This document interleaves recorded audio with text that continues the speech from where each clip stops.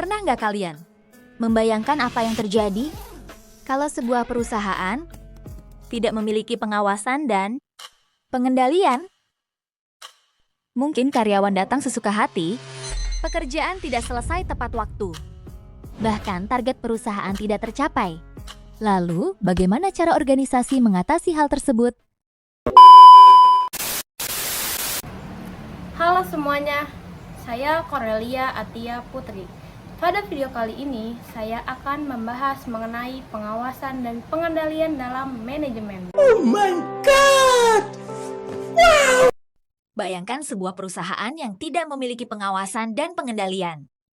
Ada karyawan yang datang terlambat, ada yang bermain handphone saat jam kerja, bahkan ada pekerjaan yang tidak selesai tepat waktu. Hal ini tentu dapat menghambat tercapainya tujuan perusahaan. Setiap organisasi pasti memiliki tujuan yang ingin dicapai. Namun, untuk mencapai tujuan tersebut dibutuhkan proses yang terarah. Disinilah peran pengawasan dan pengendalian menjadi sangat penting. Pengawasan dilakukan untuk memastikan setiap pekerjaan berjalan sesuai rencana. Sedangkan pengendalian dilakukan apabila terjadi penyimpangan, sehingga dapat segera diperbaiki. Dengan adanya pengawasan dan pengendalian, organisasi dapat bekerja lebih efektif, efisien, serta meminimalkan terjadinya kesalahan. Pengawasan adalah proses memantau atau mengawasi jalannya suatu kegiatan agar sesuai dengan rencana yang telah ditetapkan. Sedangkan pengendalian adalah proses menetapkan standar, mengukur hasil kerja, kemudian melakukan tindakan perbaikan apabila ditemukan penyimpangan. Jadi dapat disimpulkan bahwa pengawasan berfungsi untuk mengetahui apakah pekerjaan sudah berjalan sesuai rencana, sedangkan pengendalian berfungsi untuk memperbaiki apabila masih terdapat kesalahan.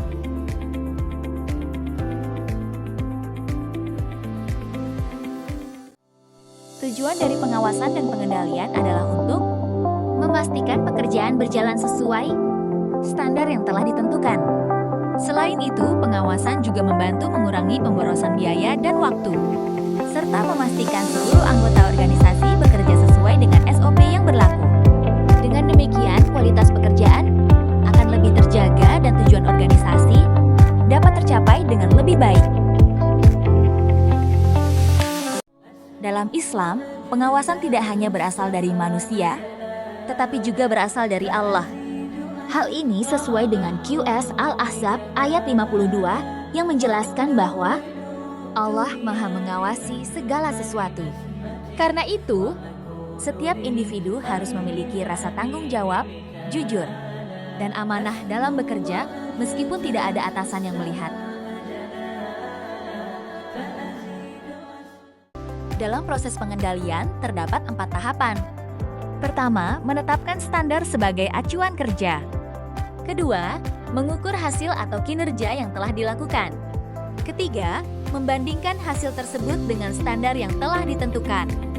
Dan yang terakhir adalah melakukan tindakan korektif atau perbaikan apabila ditemukan penyimpangan, agar tujuan organisasi tetap dapat tercapai.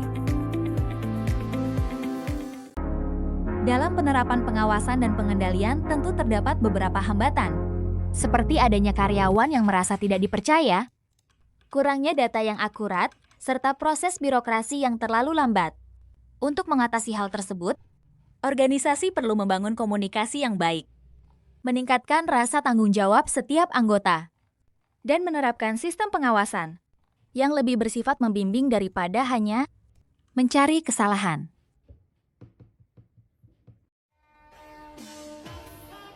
Di era digital saat ini, pengawasan dapat didukung oleh Sistem Informasi Manajemen atau SIM.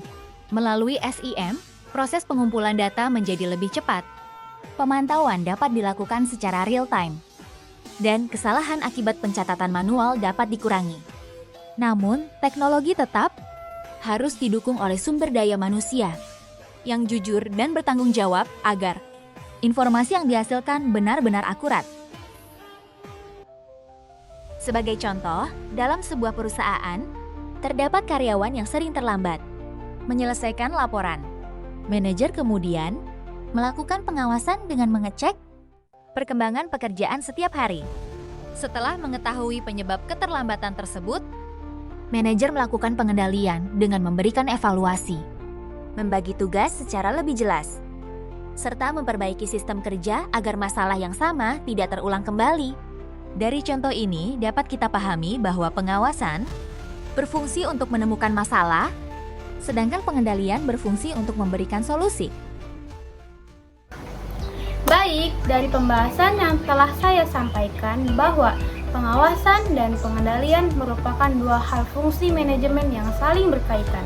Pengawasan bertujuan untuk memantau jalannya pekerjaan, sedangkan pengendalian bertujuan untuk memperbaiki apabila yang terjadi penyimpangan agar tujuan organisasi tercapai. Sekian presentasi dari saya. Terima kasih Ibu dosen dan teman-teman sekalian. Wassalamualaikum warahmatullahi wabarakatuh.